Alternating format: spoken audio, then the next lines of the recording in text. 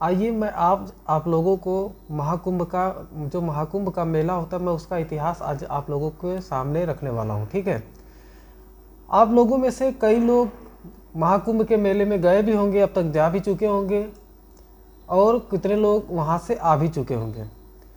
और ये महाकुंभ का मेला एक ऐसा तीर्थ स्थान है जहाँ पूरे भारत के लोग आते हैं और स्नान करते हैं। ठीक है, इन्हीं चीज़ों को देखते हुए मैं आप लोगों के लिए पूरे महाकुंभ का इतिहास लेकर आया हूँ आज।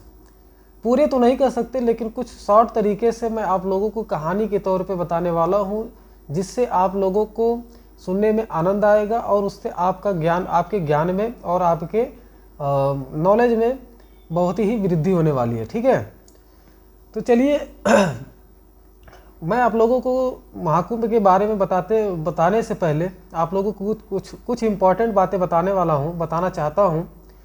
जैसे कि आप लोगों में से बहुत सारे ऐसे लोग होंगे जो अब तक महाकुंभ का स्नान कर चुके होंगे, महाकुंभ में स्नान कर चुके होंगे, लेकिन उन्हीं चीज़ों में कुछ लोगों को अभी तक इसका हिस्ट्री भी नहीं पता होगा। कुछ लोग ऐसे होंगे जो इन्हें पता भी नहीं है कि महाकुंभ का नाम, कुंभ का मतलब क्या होता है। दरअसल कुंभ का जो मतलब होता है, कुंभ का जो शाब्दिक अर्थ होता है वो कलश से है। तो इसी चीज़ को मैं बताने के लिए, आपके नॉलेज में थोड़ा सा वृद्धि करने के लिए, मैं इसकी सारी सच्चाई और सारे इतिहास को मैं बताना चाहता हूँ। ठीक है, तो चलिए महाकुंभ मेला का इतिहास, हिस्ट्री ऑफ महाकुंभ को स्टार्ट करते हैं। महाकुंभ मेला दुनिया का सबसे बड़ा धार्मिक और आध्यात्मिक मेला है। ठीक है, आध्यात्मिक मेला है जो हर 12 साल में एक बार भारत के 4 प्रमुख तीर्थ स्थलों पर यह आयोजित होता है। ठीक है, महाकुंभ मेला हर 12 साल पर 4 स्थलों पर आयोजित होता है। वो 4 स्थल कौन कौन से होंगे मैं आपको आगे वीडियो में बताने वाला हूं, तो तब तक बने रहिए और वीडियो को ध्यान से देखिए और इसको नॉलेज बेस पे भी जरूर लीजिएगा। ठीक है, किसी भी पवित्र स्थान पर जाने से पहले उसकी जानकारी होनी चाहिए। वहाँ पर जाने के बाद उस चीज़ की आपको आपके अंदर आस्था होनी चाहिए। ठीक है, चलिए इसी चीज़ को ध्यान में रखते हुए हम पहले इसका इतिहास बताते हैं। हम इस पे 3 चीज़ों पर ज़्यादा फोकस करेंगे, धार्मिक, ऐतिहासिक और वैज्ञानिक। ठीक है, हम किसी भी चीज़ में किसी भी नॉलेजेबल बंदे हों, कोई भी ऐसा तथ्य हो सकता है जिसमें, या हम ऐसा भी कह सकते हैं कि जितने भी धार्मिक स्थल होते हैं वो जरूर ऐतिहासिक भी होते हैं और वैज्ञानिक भी वहाँ पे प्रूफ होता है। ठीक है, चलिए तो हमने जान लिया कि कुंभ का जो महाकुंभ होता है वो हर 12 साल पे 4 स्थलों पर आयोजित होता है। अब पहले मैं बात करने वाला हूँ इस पर पौराणिक कथा और उत्पत्ति।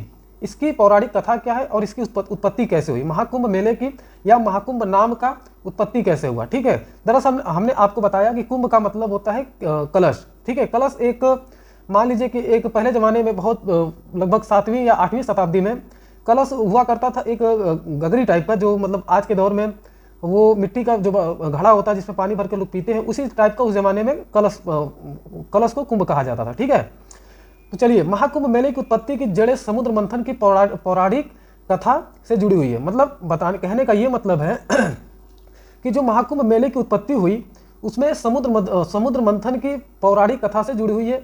हिंदू मान्यताओं के अनुसार जब देवताओं और असुरों ने अमृत प्राप्त करने के लिए समुद्र मंथन किया। ठीक है, बहुत ये 7वीं शताब्दी से पहले की भी बात, हजारों साल पहले की भी बात है कि जब देवताओं और असुरों के बीच समुद्र मंथन के दौरान समुद्र मंथन उन्होंने किया, देवताओं और असुरों ने दोनों लोगों ने मिलकर समुद्र मंथन किया, अमृत प्राप्त करने के समुद्र मंथन किया, तो उसमें अमृत से भरा एक कलश कुंभ निकला। ठीक है, एक कलश मतलब उसके मंथन करने से एक कुंभ निकला, मतलब कलश निकला, जिसको कलश या कुंभ दोनों एक ही नाम है, बस उसका कहने का तरीका अलग अलग है। ठीक है, जैसे ही अमृत कलश प्रकट हुआ, जब उस समय देवताओं और असुरों के बीच समुद्र मंथन के दौरान जब कलश कुंभ जब बाहर निकला, तो उसे लेकर देवताओं और असुरों के बीच संग्राम मतलब युद्ध पैदा हो गया। युद्ध का एक रूप धारण कर लिया। कैसे धारण हुआ, चलिए धीरे धीरे चीज़ों को जानते हैं।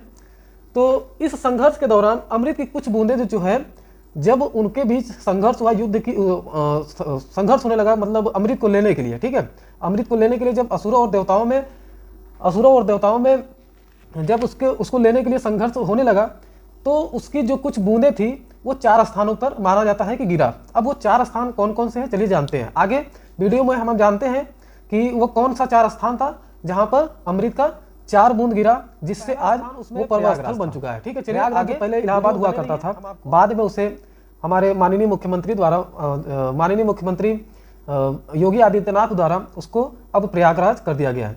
ठीक है, तो जो 4 स्थानों में पहला स्थान जहाँ पे आता है वो प्रयागराज का नाम आता है, जो पहले इलाहाबाद हुआ करता था। ठीक है, अब ये प्रयागराज कहाँ पे स्थित है?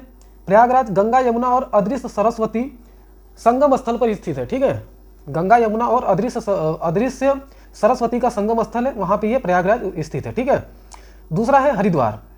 अब हरिद्वार कहाँ पे स्थित है? गंगा नदी के किनारे स्थित एक प्रमुख तीर्थ स्थल है। जो हरिद्वार है गंगा नदी के किनारे एक प्रमुख तीर्थ स्थल है, वहाँ पे ये हरिद्वार बसा हुआ है। ठीक है, तीसरा जो हमारा जहाँ पे अमृत का बूंद गिरा वो उज्जैन है। अब उज्जैन कहाँ पे बसा हुआ है? उज्जैन कैसे बसा वहाँ पे चलिए देखते हैं। क्षिप्रा नदी, क्षिप्रा एक नदी है, उसके किनारे उज्जैन बसा हुआ है। ठीक है, अब क्षिप्रा नदी के किनारे स्थित हुआ महाकालेश्वर ज्योतिर्लिंग है। महाकालेश्वर ज्योतिर्लिंग के वहाँ पे निवास है, इसलिए उसका नाम उज्जैन पड़ा। ठीक है, अब चौथा है जहाँ पे अमृत का जो बूंद गिरा वो चौथा स्थान कौन सा है? नासिक का है। अब नासिक कहाँ पे बसा हुआ? नासिक हमारा गोदावरी नदी के तट पर स्थित पवित्र स्थान है। गोदावरी नदी के तट पर हमारा नासिक स्थित है। ठीक है, चलिए ये वो 4 स्थान है जहाँ पर महाकुंभ मेला का आयोजन किया जाता है। यही वो 4 स्थान है जहाँ पर महाकुंभ मेले का स्थान है, महाकुंभ मेले का आयोजन किया जाता है। ठीक है, क्योंकि इन्हें पवित्र और अमृत क्यों कहा जाता है महाकुंभ का? सॉरी, थोड़ा सा ये माइक हिल रहा है, कैमरा, इसको हमने सही कर दिया। तो चलिए फिर कंटिन्यू हम आपको आगे इसकी बात बताते हैं। तो इन्हें पवित्र और अमृत बूंदों से अभिसंचित माना जाता है, इसलिए ये हमारा क्या है? महाकुंभ का मेला या महाकुंभ का आयोजन इसके कारण यहाँ पे किया जाता है। ठीक है, तो अब इसका दूसरा पॉइंट हमारा बनता है। दूसरा पॉइंट क्या है? ऐतिहासिक पृष्ठभूमि। अब इसकी ऐतिहासिक पृष्ठभूमि क्या है चलिए हम इसको तफसील से जानते हैं, इसका उच्चारण हम एक्सप्लेनेशन जानते हैं। ठीक है, महाकुंभ मेले का उल्लेख कई प्राचीन ग्रंथों और ऐतिहासिक शिलालेखों में मिलता है। अब जैसे इसके कितने शिलालेख हैं, इसके जितने भी शिलालेख हैं हम उसको आपके सामने प्रकट करते हैं, आपके सामने रखते हैं बातों को। महाभारत, इसमें पहला शिलालेख है महाभारत। इसमें प्रयागराज के कुंभ स्नान का उल्लेख किया गया है। ठीक है, महाभारत में प्रयागराज के कुंभ स्नान का उल्लेख किया गया है। दूसरा उसमें आता है आपका पाणिनि के व्याकरण सूत्रों में। पाणिनि हमारा जो प्राचीन काल में एक पाणिनि था, पाणिनि के व्याकरण सूत्रों में भी कुंभ पर्व का उल्लेख मिलता है। अब तीसरा है हर्षवर्धन। हर्षवर्धन जो है ये हमारा लगभग 7वीं शताब्दी की बात है।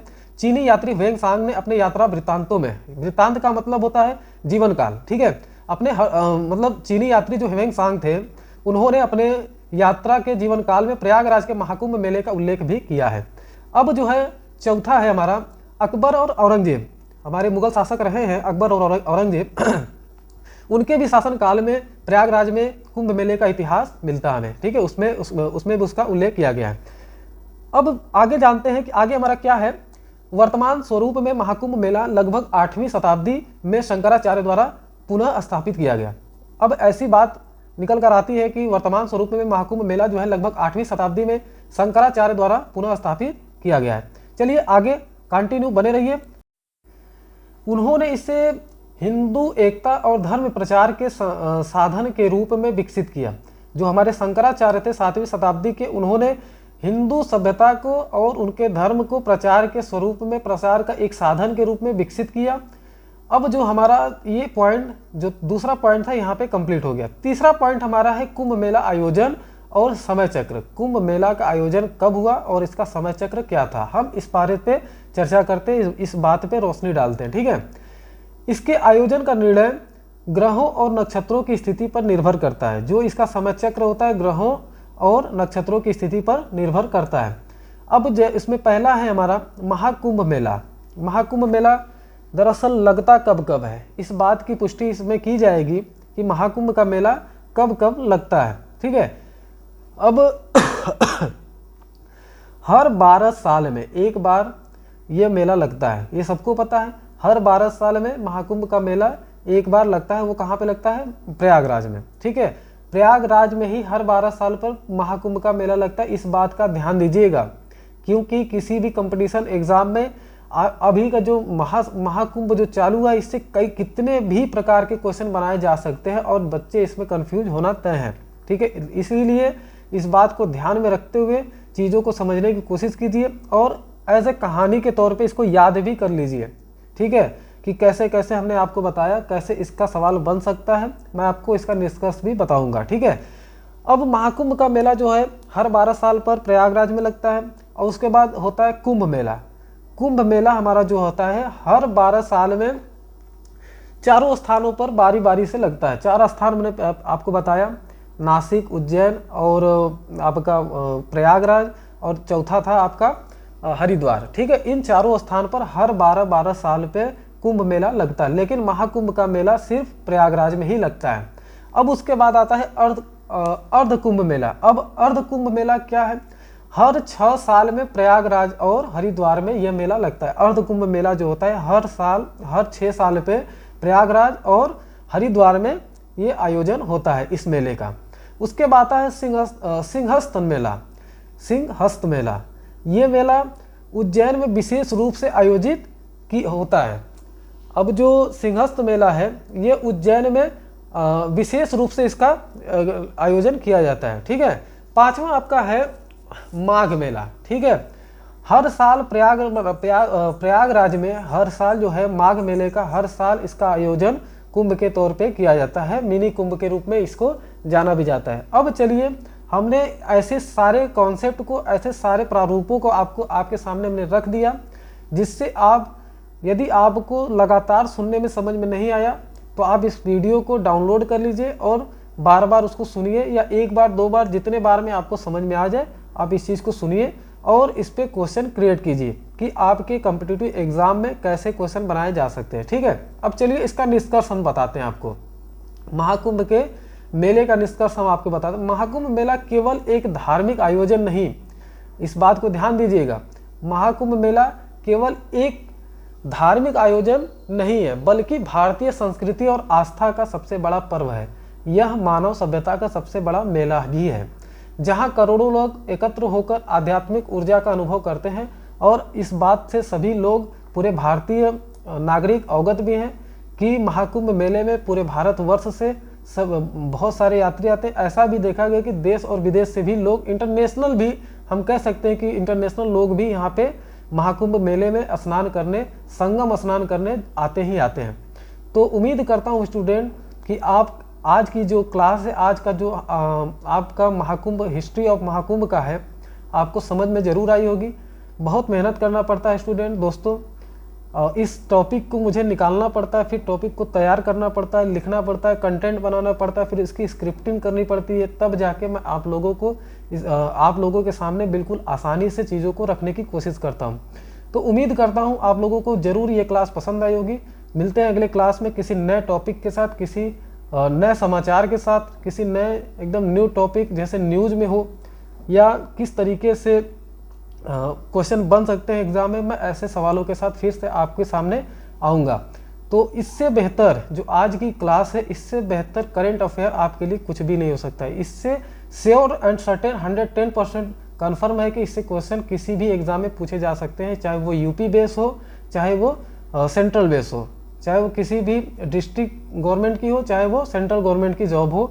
हर एग्जाम में महाकुंभ के मेले से या इसके इतिहास से सवाल पूछना तय है। ठीक है, तो आशा करते हैं आप लोगों को ये क्लास समझ में आई होगी, और हमारे मेहनत पर और हमारे मोटिवेशन के लिए आप चैनल को लाइक कीजिए और सब्सक्राइब कीजिए, चैनल को शेयर भी कीजिएगा। ठीक है, मिलते हैं अगले क्लास में, तब तक के लिए धन्यवाद, टेक केयर।